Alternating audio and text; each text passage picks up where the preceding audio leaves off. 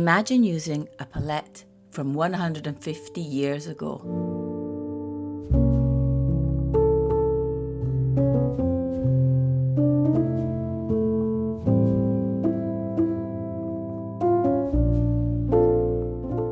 I would not blame you for thinking Zorn was the name of a paint brand, because that's exactly what I thought when I first heard of it. Actually, Anders Zorn was a Swedish painter born in 1860 and was especially famous for his limited palette, which became known as the Zorn palette. So he was a painter, not a paint palette by a new brand. Zorn mostly painted in oils, but he was a very skilled watercolourist too, so he probably used it possibly partially in his watercolour works as well. I got interested when I saw some examples of other artists' work who tried to use this palette in watercolour, and then I was even further intrigued when I discovered what the Zorn colours were, because especially one of them is 99.9% of the time avoided like the plague in watercolour. First things first, I was definitely going to need to create some form of swatch card to see what colours I could mix. But before going into the details of how I adapted the Zorn palette to watercolour, let me tell you what the colours are. So the colour we avoid 99.9% of the time in watercolour is white. We only want to use white in watercolour if we want to turn it opaque, which is not really the point of why we paint with this medium. While black, being one of the other colours of this palette, is usually used sparingly in watercolour, it is too opaque again. Recap, the Zorn palette is made up of white, vermilion, yellow ochre and black. Apparently, wonderful skin tones could be mixed with this limited palette, and I just had to test it to see what I had been missing out on, if anything. Like other watercolour artists who used an adapted version of this palette, I swapped the white for the white of the paper as it shines through our lovely transparent medium, and instead of opting for black, I used Payne's Grey, which is a very dark colour but has an underlying bluish tint to it. I don't know if this is cheating, but the challenges I encountered were many all the same.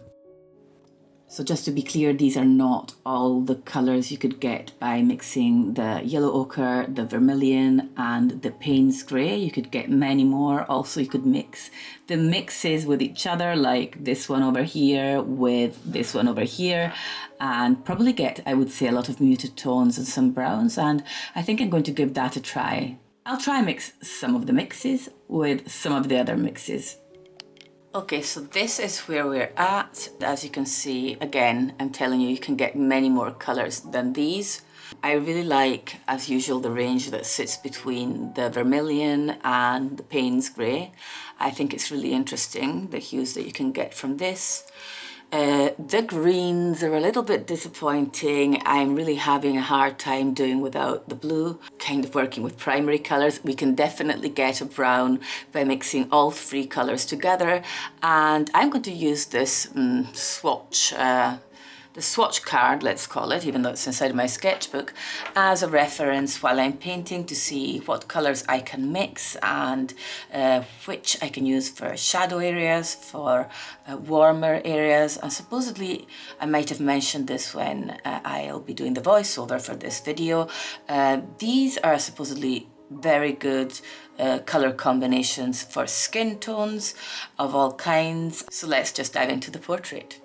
So I've made the decision to start with a sort of underpainting, which is something that I do quite often, where I kind of lay out the map of the light and shadow on the face. And I'm starting with that mix of vermilion and Payne's Grey, just very light. And I'm going to go into the portrait and start mapping out the shadow areas in her face.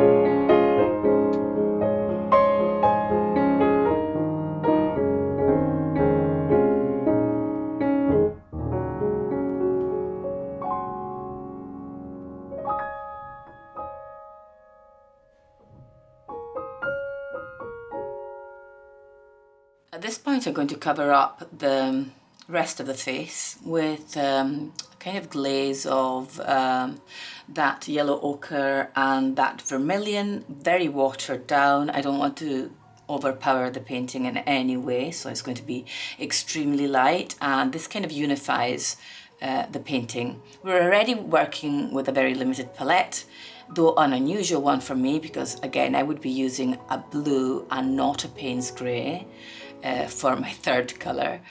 But we know that when we're working with a limited palette, we can kind of pick up a bit of mud from our mixing tray and it will still look good because the colours all, you know, belong into that little family of three. So they're all very well balanced and work harmoniously together. That is why the limited palette is so important.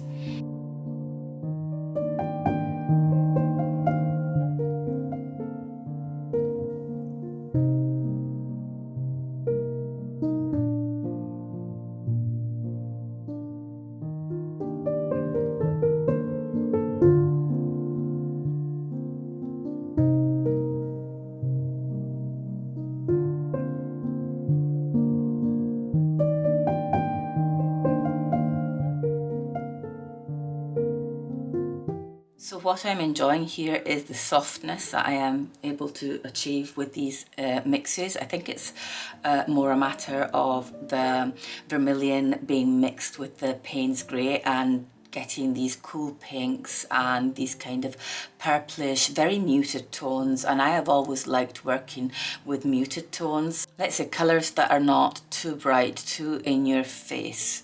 Almost like a reflection, like something that's a bit foggy, a bit misty. It adds that touch of magic and that dreamy look to the portrait, which is something that I love. So though I am well known for contradicting myself, I would like to just deepen some of the shadows around the eye area and around the lips, and then go into the focal point of the eyes. And I am also thinking of having some kind of background. I'm not sure what I'm going to go for. I would love to go in with flowers, still using the Zorn palette combination. And that is the plan, but I very often get swayed from my plans, so don't take my word for it. Flipping back to my Zorn swatch page, you can see that I have done some more tests down here as I am painting, and I really like these very light purples, greys that you can get with these mixtures. And again, it's mostly Payne's grey and vermilion with different amounts of water in them. And I think when it comes to the shadow areas, I will probably use something in this range here, not as dark as this, not as dark as this, but kind of in between these two over here. So I know that to get these two, I obviously have to mix vermilion and Payne's grey, probably have to play a little bit back and forth with the quantities of water and pigment that I have in my mixtures. We know that it's all about thickness and the paint to water ratio in your mixes, and you have to play back and forth. It's a bit of a trial and error thing, so don't get discouraged if by any chance you feel that you are not grasping that yet, that you are not managing to master that. It really does take time. While the door's still open, I was sure that you're still my name, so I kept running back. Hi, it's me. So I'm still painting. It's getting quite dark outside, so I'm sorry if the lighting is not the best, but I have to keep painting for a little while because I have to make the best of the time I have. And unfortunately, as the days get shorter, you know, we end up painting with less light very often. And I think there's a lot of room for maneuver with how dark you can go with the shadows. And I think you can go really, really dark because you could just use that Payne's grey on its own, and that would be like basically almost black with a bluish tint to it. I've gone into the nostrils, and now I'm going to go in a little bit more detail around the mouth area, working with that vermilion and that Payne's grey, and obviously try not to go too dark, otherwise that will take away, that will detract from the style I am achieving in this piece. And I kind of like the look of it. It's like layering sections of paint over underlying sections and being able to see right through them. More in slow motion. So I'm saying, can we be whole? Can we be whole? How long can we go? Longing for peace in my mind. Holding you close, holding so close. I'm loving you so, but maybe Turning out to be really, really hard for me to give up on the transparency of watercolor. So looking back on my swatches, I mean in the eyes, that's where I do not want to give up on the transparency of watercolor. I think my options are again leaning more towards these misty colors, very light washes of vermilion and Payne's grey again. Or I could try going towards the green, but the green is a bit dull and I always feel that the eye should look transparent. So I'm going to try and mix a very watery vermilion with the Payne's grey and see what I can get away with. So I'm going to go pretty light down here with the mixture I just mentioned, which seems to be a kind of verging towards a kind of purplish colour. I really like having the bottom part of the iris lighter than the top part of the iris. I think it looks more natural and it just captures the transparency of watercolor of the eye and how light shines through the eye. Actually, I will bring some of that also into the corner of the white of the eye and on both sides actually. And then once that is dry, I will go up at the top and I will try and use some of that Payne's grey just to darken up that area. And before I forget to mention it, if you like this kind of content and would like more, check out my Patreon. It has become my whole world. We have sketching and painting sessions, we have behind the scenes and tutorials, and everything is both live and recorded. If you can't make a session, you'll still get to watch it to catch up and meet other art lovers in a really fun and vibrant international art community online. I will have the description to my Patreon, or well, the link to it at least, and my newsletter and private Facebook group, which you can also join down in the description box, of course. And we can't wait to welcome you.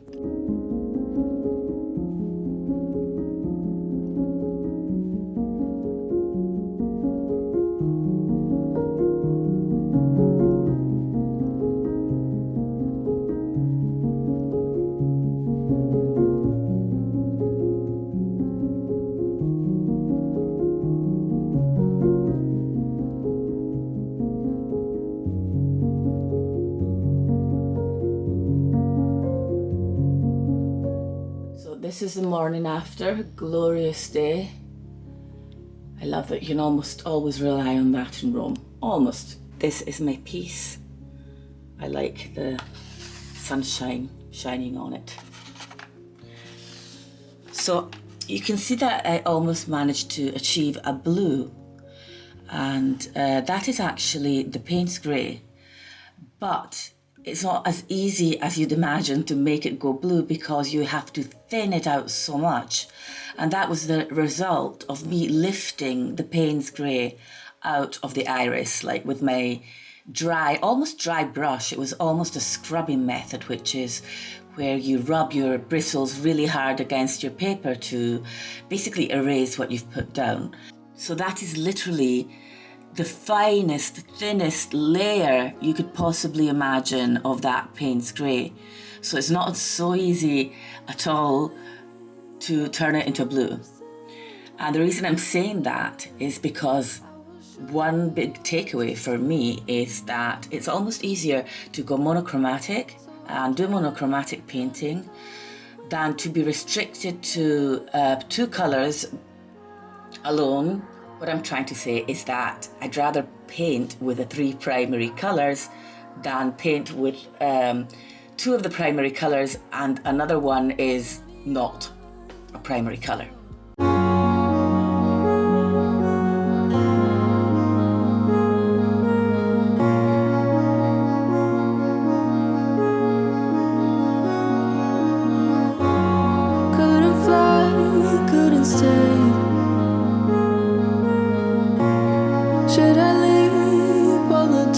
still open. I was sure that you're still my name, so I kept running back with hope, yeah.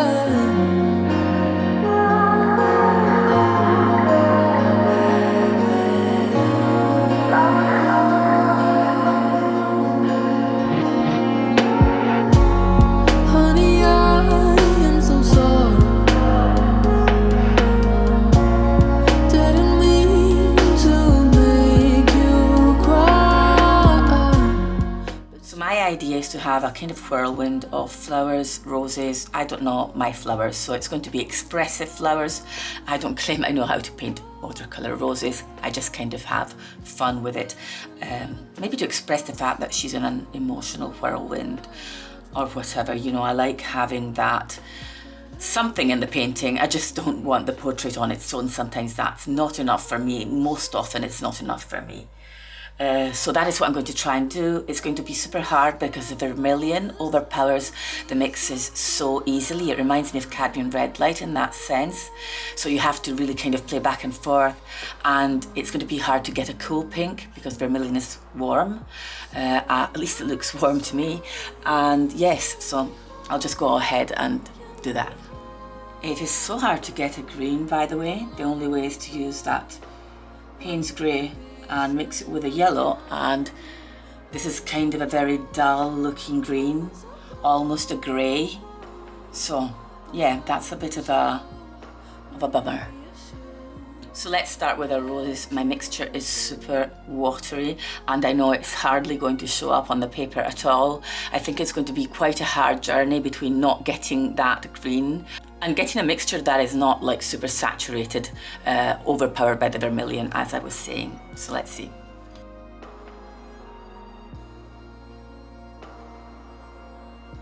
This is so light. I definitely do not want to have red, like bright red roses surrounding her. I think that would really take away from the portrait. So yeah, it's hard. Sometimes I realise only in retrospect how much I ramble in my videos. What I meant to say here was that by trying to go in extremely light with that overpowering vermilion, I was getting washes that were a little too light. But at the same time, I was afraid to go darker because of that vermilion. Typically here, I would have reached for a Madder Lake red light, a rose doré, a permanent rose, a colour that is already leaning towards a cool red or a pink even.